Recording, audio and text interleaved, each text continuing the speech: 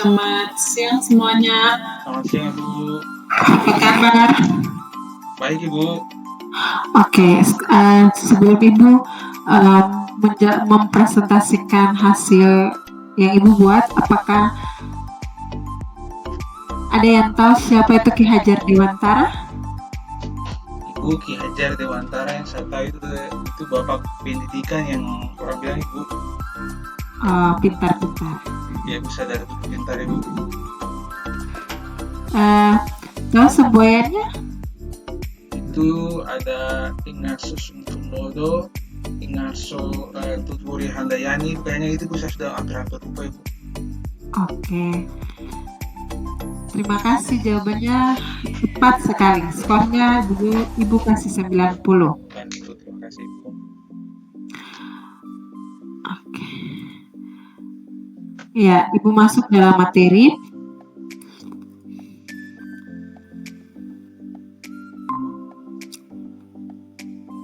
Jadi saat ini presentasinya tentang filsafat Ki Hajar Dewantara. Ya, Bu. Jadi dalam berbagai sumber tulisan tentang pendidikan oleh Ki Hajar Dewantara, itu pendidikan harus dimulai dari persamaan persepsi pemangku pendidikan tentang mendidik itu sendiri. Menurut Ki Hajar Dewantara, mendidik dalam arti yang sesungguhnya adalah proses memanusiakan manusia atau humanisasi, yakni pengangkatan manusia ke taraf insani. Menurut Ki Hajar Dewantara, tujuan pendidikan adalah penguasaan diri, sebab disinilah pendidikan memanusiakan manusia. Dalam konsep pendidikan Ki Hajar Dewantara, ada dua hal yang harus dibedakan, yaitu sistem pengajaran dan pendidikan, yang harus disinergis satu sama lain. Kalau pengajaran itu bersifat memerdekakan manusia dari aspek hidup lahiriah atau kemiskinan dan kebodohan. Sedangkan pendidikan lebih ke memerdekakan manusia dari aspek hidup batin atau otonomi berpikir dan mengambil keputusan, martabat mentalis dan demokratik. Jadi penguasaan diri merupakan langkah yang harus dituju untuk tercapainya pendidikan yang memanusiakan manusia. Ketika setiap peserta didik mampu menguasai dirinya, mereka mampu juga menentukan sikapnya. Dengan demikian akan tumbuh sikap yang mandiri dan dewasa. Proses pembelajaran yang bermuatan pendidikan karakter itu dapat kita implementasikan dari ajaran pendidikan yang dikemukakan oleh Ki Hajar Dewantara melalui trilogi pendidikan yang diajarkan, yaitu Ingarsa Sungtulada, Ing Madya Mangunkarsa, Tutwuri Handayani. Arti dari 3 trilogi pendidikan itu adalah: yang pertama itu Tutwuri Handayani, dari belakang seorang guru harus bisa memberikan dorongan dan arahan. Artinya bahwa kita sebagai pendidik, kita harus memberikan dorongan kepada siswa agar mereka bisa semangat dalam belajar, bisa mendorong mereka untuk menunjukkan kemampuan mereka, sekalipun kemampuan setiap siswa itu berbeda, dan situlah muncul keunikan. Dan kita sebagai guru harus mendorong keunikan mereka tersebut supaya mereka bisa mengeksplor apa yang menjadi kemampuan mereka.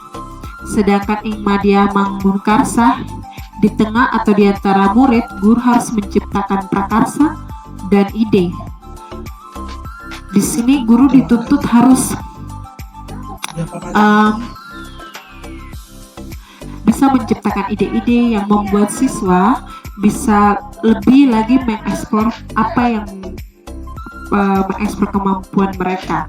Sedangkan yang terakhir Ingarsa Sungtulada, di depan seorang pendidik harus memberikan teladan atau contoh tindakan yang baik. Jadi kita sebagai guru adalah kita sebagai contoh dari cara bicara kita, dari cara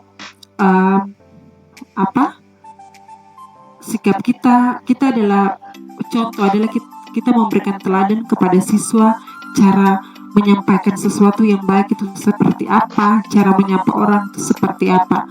Karena murid banyak belajar gambaran kehidupan sosial itu dari kita juga salah satunya. Jadi kita harus memberikan teladan dan contoh yang baik kepada peserta didik. Jadi pembelajaran bermakna akan tercipta jika iklim kelas kondusif dan peserta didik dapat belajar sesuai minat dan bakatnya tanpa adanya intimidasi. Hal tersebut dikemukakan sesuai dengan konsep merdeka belajar. Jadi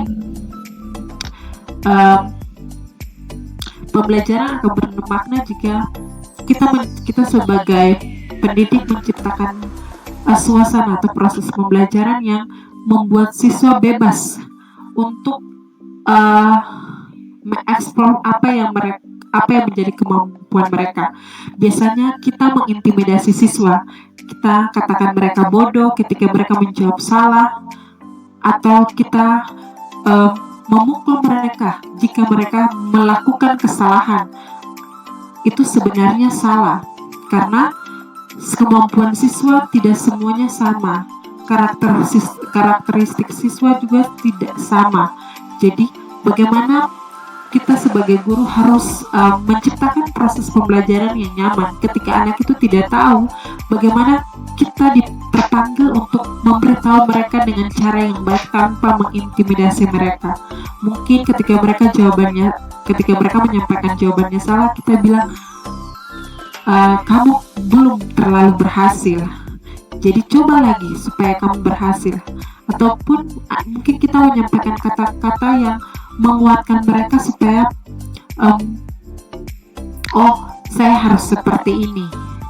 Kalau tadi ibu guru bilang hampir mendekati benar, berarti apa yang harus saya lakukan supaya saya bisa benar dalam menjawab, supaya siswa tidak terintimidasi, apalagi pelajaran berhitung. Kadang guru matematika itu dikenal sebagai guru yang paling jahat. Ketika siswa tidak mampu menjawab pertanyaan yang diberikan ibu guru, pasti ibu guru mengatakan bodoh dan melakukan tindakan kekerasan seperti cubit telinga, cubit perut. Tindakan kekerasan yang hanya kecil sih, tapi sebenarnya tanpa kita sadari bahwa itu membuat siswa merasa terintimidasi. Mereka belajar secara terpaksa. Jadi ketika kita memberikan materi, sebenarnya mereka punya kemampuan yang lebih untuk menganalisis apa yang kita berikan, materi apa yang kita berikan. Mungkin mereka punya jawaban yang berbeda dengan kita sebagai pengajar, tapi karena intimidasi yang kita lakukan, maka itu akan membuat mereka punya pemikiran menjadi stuck. Artinya bahwa daripada saya memberikan jawaban dan salah dan ibu guru pukul atau mengatakan saya bodoh, lebih baik saya diam saja. Begitu. Jadi kita harus menciptakan proses pembelajaran yang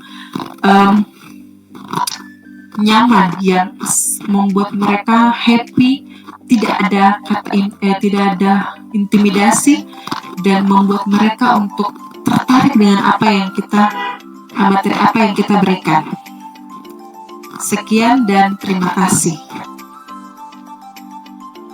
Terima kasih, Bu. Ya, apakah ada pertanyaan tentang hasil presentasinya? Bagus Ibu. Saya melihat sekarang masih banyak ya Ibu yang guru-guru yang masih tidak seperti apa yang Ki Hajar Dewantara mau ya Ibu. Jadi semuanya itu dari hati guru berawal ya Ibu. Atau bagaimana pendapat Ibu tentang yang masih sekarang ya tidak seperti Ki Hajar Dewantara ini Ibu? Menurut saya sih memang harapan Ki Hajar Dewantara itu belum kita implementasikan dalam proses pembelajaran kita di sekolah-sekolah, karena kita belum terlalu mengenal peserta didik kita dengan baik.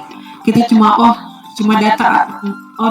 saya datang ke sekolah hanya untuk mengajar dan pulang, selesai, tanpa harus mengenal siswa secara detail. Apalagi kalau kita bukan wali kelas, itu untuk urusan peserta didik itu wali kelas. Kalau kita guru magang, kita lepas tangan. Jadi menurut saya implementasi dari filsafat Ki Hajar Dewantara atau apa yang harapan Ki Hajar Dewantara itu belum kita implementasikan di lembaga pendidikan kita masing-masing.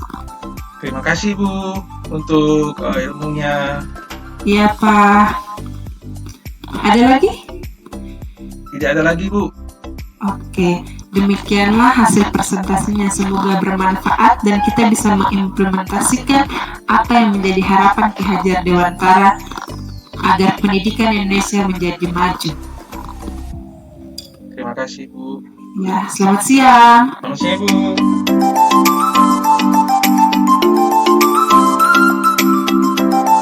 Selamat pagi semuanya, Bapak Ibu semua. Selamat pagi, apa kabar?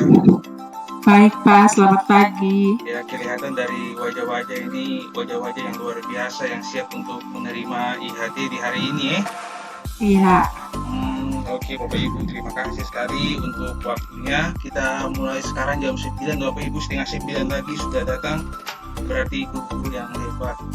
Nah, sekarang ini Bapak Ibu kita akan masuk ke hari yang ke-6 ya. Hari yang ke-6, tapi sebelumnya mungkin ada hari-hari yang kemarin nih, hari yang ke-6 ini, hari-hari yang kemarin itu ada masalah kah dengan tugas-tugas? Ada masalah sedikit tentang kerangka kurikulum, tapi puji Tuhan sudah bisa. Oh iya, saya tahu. Guru-guru matematika itu guru-guru yang hebat, jadi bisa memecahkan masalahnya sendiri, luar biasa. Oke, di hari ini kita akan masuk ke satu materi yang tidak kalah menarik untuk kita diskusikan sama-sama, yaitu tentang modul ajar. Nah, tapi sebelumnya, Bapak Ibu, sebelum kita masuk ke modul ajar, ada yang tahu sih apa itu modul ajar? Kalau modul ajar yang saya tahu tuh kayak rangkaian materi yang disatukan begitu. Misalnya vektor, lalu materi tentang operasi vektor, habis itu proyeksi vektor, lalu dijadikan satu modul. Kayak semacam buku begitu menurut saya sih. Betul. Mungkin ada yang lain dari Ibu Tua Peter? Oh ya, Tua Peter sudah pas ya, jadi saya tidak apa-apa. Nah, oke, saya sebentar ya sharing. Iya.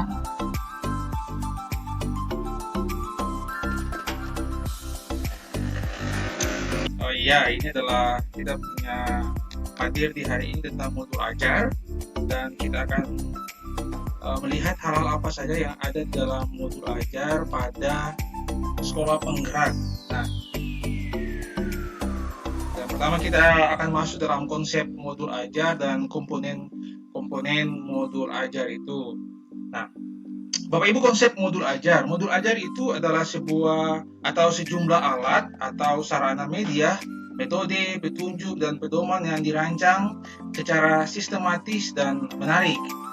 Kemudian modul ajar itu merupakan implementasi dari alur tujuan pembelajaran yang dikembangkan dari capaian pembelajaran dengan profil Pancasila sebagai sasaran. Kemarin kan Bapak Ibu sudah mendapat profil pelajar Pancasila ya.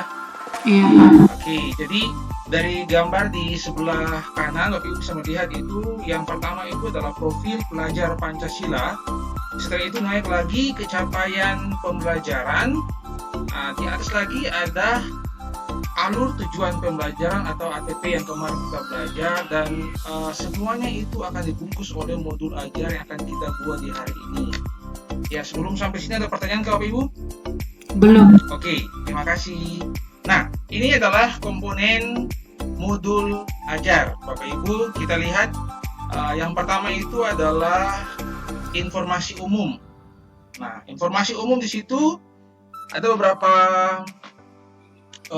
dia punya poin-poinnya, yaitu identitas sekolah, ada kompetensi awal, profil pelajar Pancasila, sarana dan prasarana, target peserta didik, model pembelajaran yang digunakan. Nah, itu dia punya informasi umum. Kemudian bagian yang kedua adalah komponen inti, mengenai tujuan pembelajaran. Ada di situ juga mengenai pemahaman bermakna, ada pertanyaan tematik juga, ada kesiapan pembelajaran, kegiatan pembelajaran, asesmen, pengayaan, dan remedial, refleksi, peserta didik, dan guru. Jadi itu adalah komponen-komponen inti yang ada di dalam modul ajar. Dan lampirannya itu adalah lembaran kerja peserta didik, kemudian bahan bacaan guru dan peserta didik, glosarium, dan daftar pustaka. Jadi Bapak Ibu, ini adalah komponen-komponen bahan ajar yang sebentar nanti Bapak Ibu akan buat sama-sama, kita akan sama-sama buat. Modul ajar ini dilengkapi dengan komponen yang menjadi dasar dalam. Ya Ibu? Saya tidak mendengar suara, Pak. Oh, Ibu tidak mendengar suara ya? Sudah mulai dengar. Oh, sudah ya, dengar jelas, tadi itu tidak dengar. Oh ya, ini sudah bisa dengar Ibu? Dengar? Dengar. Oh ya, iya. Oke, jadi seperti itu ya. Nah, setelah Ya. tadi yang kita belajar tentang komponen, nah sekarang ini adalah prosedur penyusunan modul ajar. Bapak Ibu, guru pada saat mengembangkan modul ajar dapat mengikuti langkah-langkah sesuai dengan ada di samping ini ya Bapak Ibu ya. Hasil yang didapatkan di tahap 6 evaluasi tindak lanjut digunakan untuk tahap 1 analisis kondisi dan kebutuhan. Jadi prosedur itu ada sampai 6. Yang pertama itu analisis kondisi dan kebutuhan guru, peserta didik, serta satuan pendidikan. Jadi menganalisis dulu ya Bapak Ibu ya, jangan langsung lagi. Kemudian yang kedua itu identifikasi dan tentukan dimensi profil pelajar Pancasila yang diinginkan dari modul ajar yang kita susun. Setelah itu tentukan alur tujuan pembelajaran yang akan dikembangkan menjadi modul ajar. Setelah itu susun modul ajar berdasarkan komponen yang tersedia. Yang kelima, pelaksanaan pembelajaran. Dan yang keenam adalah evaluasi dan tindak lanjut. Oke. Nah, ini contohnya. Saya contoh modul ajar. Ada identitas sekolah, ada kompetensi awal, ada profil Pancasila, sarana dan prasarana, target peserta didik, model pembelajaran, kompetensi inti, ada tujuan pembelajaran, ada pemahaman bermakna, pernyataan tematiknya di sini, ada kegiatan pembelajaran awal, inti, dan juga akhir, kemudian penilaian yang kita pakai. Setelah itu ada asesmen. Sebelum pembelajaran ini tes sumatif, kemudian ada refleksi peserta didik, refleksi guru, ada pengayaan, kemudian ada remedial. Ini lampiran tadi. Nah seperti ini, semuanya sudah ada di modul yang sebentar nanti kita akan buat sama-sama. Kita akan diskusi sebentar sama-sama, kemudian dengan cara penggunaannya. Tapi sebelum kita diskusi sama-sama, mungkin kita masuk ke kelompok kita masing-masing. Mungkin Bapak Ibu ada bertanya? Silakan. Iya Pak, saya ada pertanyaan. Silakan. Oh, Ibu Novita luar biasa, ini aktif sekali. Silakan Ibu. Apakah pertanyaan pemantik harus di awal? Apakah tidak bisa di tengah-tengah proses pembelajaran ataupun di akhir? Nah, oke. Ibu pertanyaan yang baik sekali, karena ini merupakan sesuatu yang akan kita diskusikan sebentar. Nanti kita akan melihat apakah bisa di akhir ataukah di awal. Nanti kita lihat. Sebentar nanti kita akan susun sama-sama, baru kita akan lihat.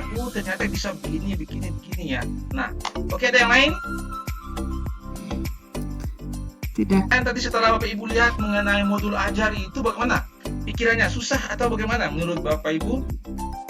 Sepertinya modul ajar tuh kayak RPP Pak ya. Jadi untuk RPP kurikulum penggerak ini itu modul sebenarnya tepat toh? Iya, nanti kita lihat kayaknya dia ada RPP-nya, tetapi juga ada modul ajarnya, ada materinya sedikit, ada dia punya LKPD sedikit. Jadi anggap saja ini kelengkapan lah, lebih tinggi daripada RPP, tapi dalam modul ajar itu juga ada RPP begitu. Oh iya Pak. Oke Pak. Sudah Bapak Ibu? Sudah Ya. Pak. Terima kasih Bapak Ibu, sebentar nanti saya berharap kita diskusi, kita bisa sama-sama bekerja. Lalu kalau tidak ada pertanyaan bisa bertanya, supaya saya bukan hanya sebagai fasilitator, tapi Bapak Ibu bisa menemukan sendiri. Terima kasih untuk hari ini. Selanjutnya kita bagi dalam kelompok masing-masing. Oke Pak. Terima kasih Ibu Novita, Ibu Angel. Selamat dalam bekerja kelompok, dalam membuat modul dan bahan ajar.